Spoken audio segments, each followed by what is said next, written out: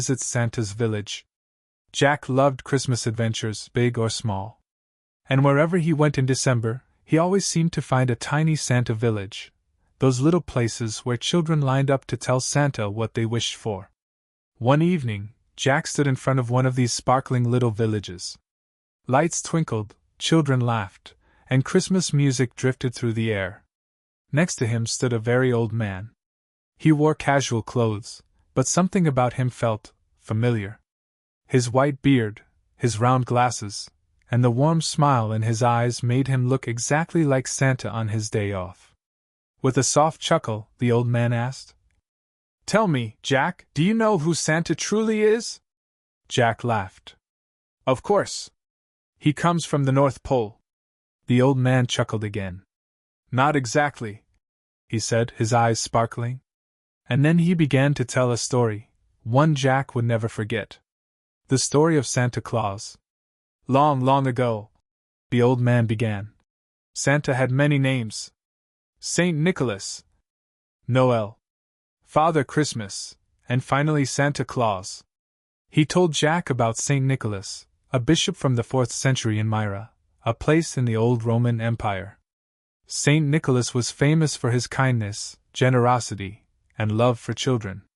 Every year, on December 6th, he secretly gave gifts to children.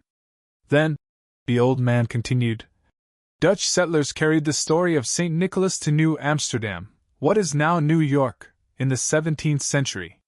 His name changed to Santa Claus, and later to Santa Claus.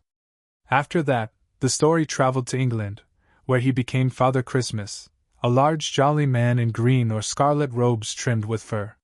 He spread good cheer and the spirit of celebration. "There was still no Santa like you know today," the man said. "No red suit, no hat, no big boots. Just people giving gifts to children in the spirit of kindness. But then," he smiled. "In 1931, an illustrator named Haddon Sundblom drew a picture for a Coca-Cola advertisement, an old man with a white beard, a warm smile, and a bright red suit. That is where modern Santa got his look.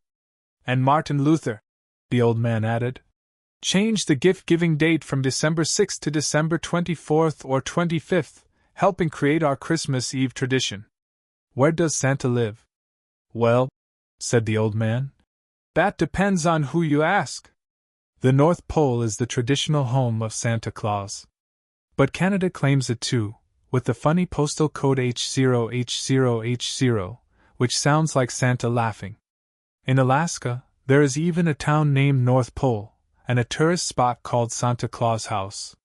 The U.S. Postal Service recommends sending letters to Santa's Workshop, 123 Elf Road, North Pole 8888.